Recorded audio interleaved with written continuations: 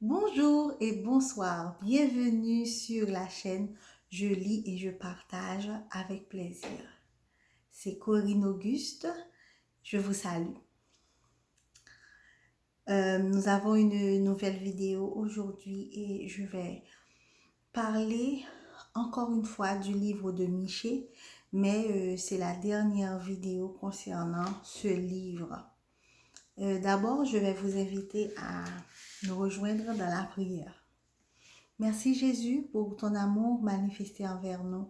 Merci de nous avoir permis de traverser une journée de plus.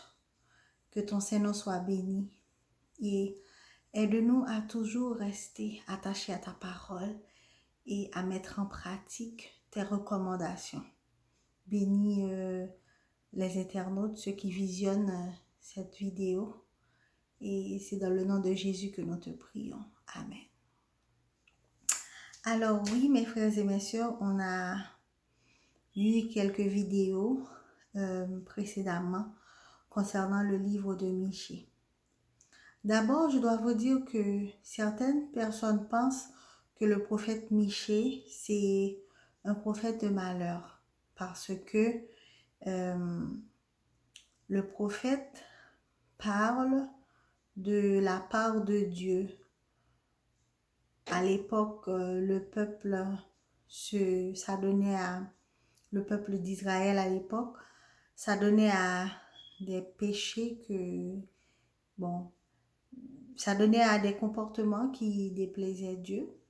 Et Dieu, à travers le prophète Michée, a fait savoir au peuple qu'il n'est pas content et que ils vont devoir payer pour leurs fautes, pour leurs iniquités, pour leur désobéissance, pour leur incrédulité en quelque sorte. Mais nous avons vu aussi que le livre de Michée, c'est un livre porteur d'espoir pour ceux qui reviennent à Dieu, pour ceux qui le reconnaissent dans leur vie. Et nous avons pu voir à travers cette étude que Dieu ne prend pas plaisir à l'idolâtrie. Il ne prend pas plaisir à ceux qui s'adonnent à l'astrologie. Vous voyez, il ne prend pas plaisir à ça. Et par rapport à ce que Dieu attend de nous, il attend que nous fassions preuve de miséricorde et que nous agissons avec bonté, avec, comment je pourrais dire ça, avec obéissance. Donc, on a parlé de ce fameux verset qui est très commun dans le livre de Michée. C'est Michée 6, verset 8, qui dit « On t'a fait connaître, ô homme, ce qui est bien, et ce que l'Éternel demande de toi, c'est que tu pratiques la justice, que tu aimes la miséricorde, et que tu marches humblement avec ton Dieu. » En sorte que l'Éternel, notre Dieu, il ne prend pas plaisir à, comment je pourrais dire ça, l'étalage des richesses. Vous comprenez, il n'est pas intéressé aux choses matérielles que nous pouvons offrir, mais plutôt à notre cœur, un cœur décidé à le servir, un cœur décidé à vivre en paix avec les autres, dans la droiture, dans la miséricorde. Donc, c'est ça, le livre de Michée. Mais n'oubliez pas, mes amis, je vous rappelle que j'utilise la Bible Louis II, mais adaptée aux femmes. Du coup, c'est une Bible qui a à côté des réflexions, des sujets de réflexion. Et aujourd'hui, nous allons parler de Michée 7. Le chapitre 7, on voit prière et espérance. Donc, comme nous l'avions vu tout au cours de cette étude, c'est vrai que Dieu, il va rendre à ceux qui font le mal, ceux qui ont fait de mal, il va les faire payer, il va les châtier, mais également, il a un message d'espoir qu'il accorde à ceux qui l'écoutent. Donc, je vais lire pour vous Michée 7 à partir du verset 7. Il a dit, pour moi, je regarderai vers l'Éternel. Je mettrai mon espérance dans le Dieu de mon salut. Mon Dieu m'exaucera. Ne te réjouis pas à mon sujet, mon ennemi, car si je suis tombé, je me relèverai. Si je suis assise dans les ténèbres, l'Éternel sera ma lumière. Je supporterai la colère de l'Éternel, puisque j'ai péché contre lui, jusqu'à ce qu'il défende ma cause et me fasse droit. Il me conduira à la lumière et je contemplerai sa justice. Mon ennemi le verra et sera couverte de honte. Elle qui me disait, où est l'Éternel ton Dieu? Mes yeux se réjouiront à sa vue, alors elle sera foulée aux pieds comme la boue des rues. Le jour où l'on rebâtira tes murs, ce jour-là tes limites seront reculées. En ce jour, on viendra vers toi de la Syrie et des villes d'Égypte, de l'Égypte jusqu'au fleuve, d'une mer à l'autre et d'une montagne à l'autre. Le pays sera dévasté à cause de ses habitants, à cause du fruit de leurs œuvres. Paie ton peuple avec ta houlette, le troupeau de ton héritage, qui habite solitaire dans la forêt au milieu du Carmel. Donc, on ne va pas continuer la lecture, mais c'est juste pour vous dire que dans ce chapitre, ceux qui se confient en l'Éternel, Dieu va relever leur tête. Ok? Et donc, le peuple, ou du moins à travers Michée,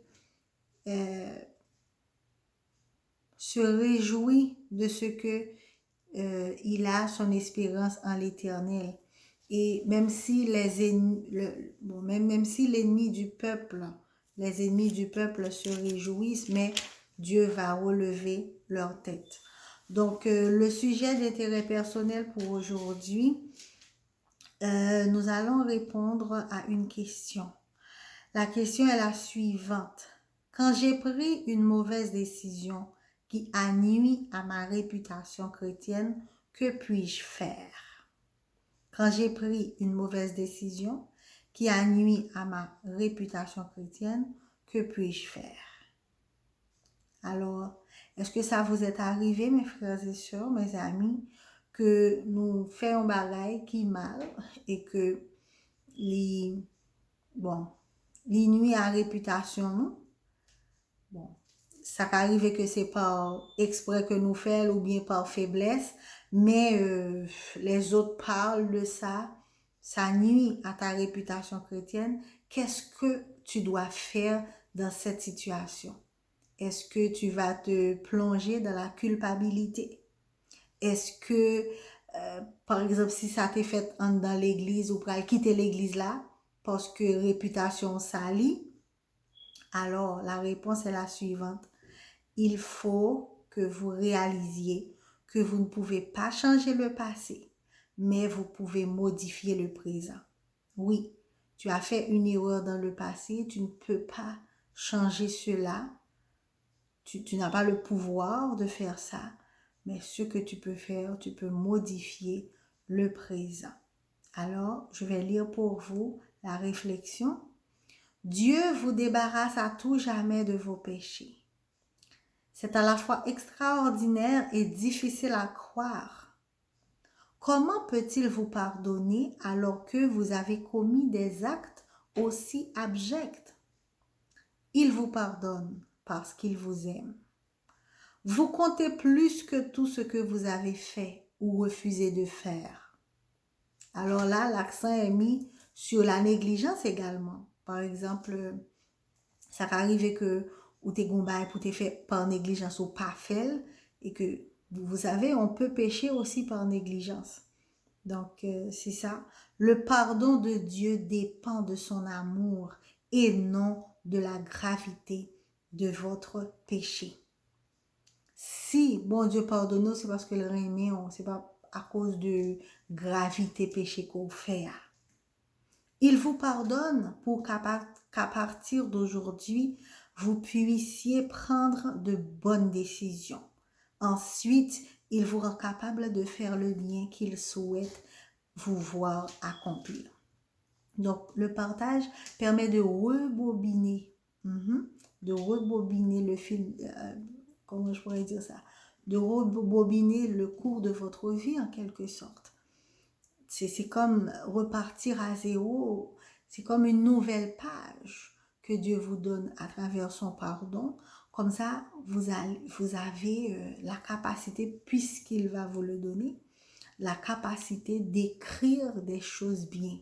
En sorte que, par rapport à une mauvaise décision que tu prends dans le passé, la seule chose que tu peux faire, c'est modifier le présent.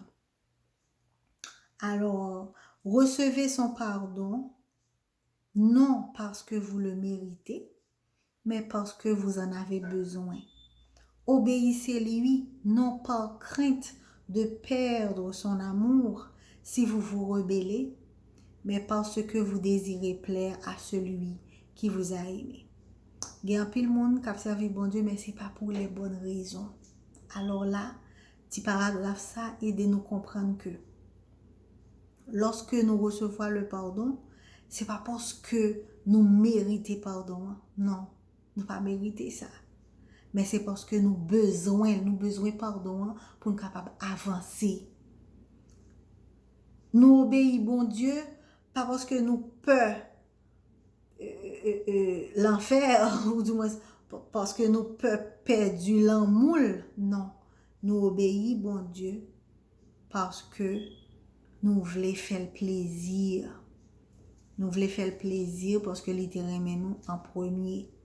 Donc, bien qu'il vous ait, par exemple, dans ce nouveau paragraphe, on va aborder une question très pratique. Bien qu'il vous ait débarrassé pour toujours de vos péchés, les gens ne les oublieront sans doute pas, ce qui est pénible et éprouvant. Toutefois, avant de vous en prendre à ceux qui vous en veulent, considérez la situation de leur point de vue. Il se peut que vous les ayez gravement offensés. La seule chose à faire, c'est dites-leur ce que vous éprouvez. Je t'ai blessé. Je comprends que tu m'en veuilles. Sache que je ne prends pas la situation à la légère. Ensemble, essayons de résoudre le problème. Tu comptes beaucoup pour moi. Voilà ce qui nous manque dans nos sociétés d'aujourd'hui. Le courage. Il y a un proverbe en Haïti qui dit honte servi collet. C'est vrai, tu as honte, mais si tu as honte d'avoir fait quelque chose de mal, Dieu t'invite à aller vers la personne pour redorer le blason, ok? Pour restituer la situation. Tu ne peux pas fuir, ok? Tu ne peux pas utiliser cette honte pour t'éloigner de l'autre. La seule chose qu'il y a, c'est que quand tu fais quelque chose de mal à quelqu'un, faut qu'on accepte que mon ça fait le mal et que c'est difficile pour l'oublier, c'est difficile pour le pardonner rapidement. Mais ce que tu peux faire, tu peux aller auprès de la personne, dis-moi qui sont ressenti, dis-moi que parce que le plus souvent ça qui est plus difficile pour mon pour pardonner, c'est difficile pour pardonner au monde qui n'est pas conscient de ça le faire. Ok?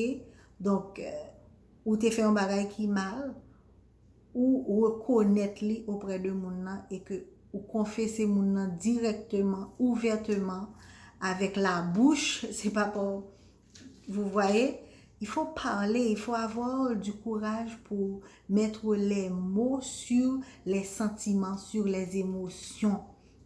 Parce que la parole, ça aide. Donc, il faut montrer à la personne que nous regrettons ça passé et que les compter pour nous et que nous t'avons aimé restituer relation. Ensuite, montrer mon tout que nous repentir, que nous changer de conduite. Donc, pour les hommes, pour les humains, pour moun nan retourner gen confiance nan ou, ça prend du temps, mais il faut être persévérant, même si cela dure longtemps. Et donc, dans le chapitre 6, là, nous te parlé de miséricorde. Nous observions un bon Dieu qui est miséricordieux, même si nous péchons 7 fois, 77 fois, depuis nous vini à lui, de cœur sincère, la pardonner nous. Mais avec les hommes, c'est pas toujours facile, sauf que l'étude d'aujourd'hui, la réflexion d'aujourd'hui, nous conseille d'exprimer nos regrets envers les autres. Ok? Ça, c'est déjà un pas vers la guérison. Et il faut, comme Descartes dit ça, il faut persévérer et il faut également changer votre conduite pour que cela ne se reproduise pas. Et puis, moun nan apwe naturellement que li pa capable ken bon nan cœur encore, faut que li lâcher comme des cas dit ça, rancune, ressentiment, etc. Donc, je pense que c'était tout pour aujourd'hui. Il est important de prendre conscience. Nous voyons que à travers l'histoire du peuple d'Israël, dans le livre de Michée, et même à travers les autres livres, que notre Dieu, il est sensible à la prise de conscience de ses enfants. Lorsque nous montrons que nous sincères, nous vraiment, mon cœur contrit, nous reconnaître péché nous, il pas prend temps pour lui pardonner nous. Donc, inviter nous pour nous capables de faire la même chose également en tant qu'humains. Mais bon Dieu, il reconnaît que c'est pas facile, c'est pas toujours facile pour nous. Mais dès que nous prenons la décision pour nous suivre, bon Dieu, c'est aussi le prix à payer pour être comme lui. Il faut, comment je pourrais dire ça, il faut se laisser mourir. Il faut laisser mourir son orgueil, son moi, pour pouvoir avoir un cœur bon, être capable de pardonner les autres, être capable de leur donner une nouvelle chance. Alors, voyez-vous, nous avons commencé la vidéo aujourd'hui pour nous dire que grand pile monde qui pensait que le prophète Michée c'est un prophète de malheur, mais pendant que nous appelons le livre Michée, nous voyons que c'est pas du tout ça. Nous voyons que Dieu, notre Dieu qui est dans les cieux, il est un Dieu qui est juste. Et s'il veut rétablir la paix pour ses enfants, il faut que ces enfants ne peuvent pas cohabiter avec le mal. À un certain moment, il faut se débarrasser du mal. Ainsi, tous ceux qui s'adonnent au mal vont être détruits. Et c'est ça, c'est la réalité. Mais pour nous qui obéissons à Dieu, pour nous-mêmes qui reconnaissent appartenance nous à lui et qui veulent faire lui plaisir, ce sera différent. Nous allons bénéficier de toute promesse que l'ité fait à peuple. Donc, c'est tout pour le livre de Michée. Moi, espérer que nous avons liké vidéo ça et que nous avons commenté parce que c'est important pour moi qu'on ait qui point de vue nous, que nous avons partagé également cette vidéo avec amis nous, famille nous, dans le groupe WhatsApp, etc. Parce que nous tous nos besoins de parole là. Chaque petite nourriture spirituelle nous joigne quelque part et d'autres, c'est en plus lié pour nous. Et donc, moi salue nous et moi dis nous à bientôt pour une prochaine vidéo. Bye!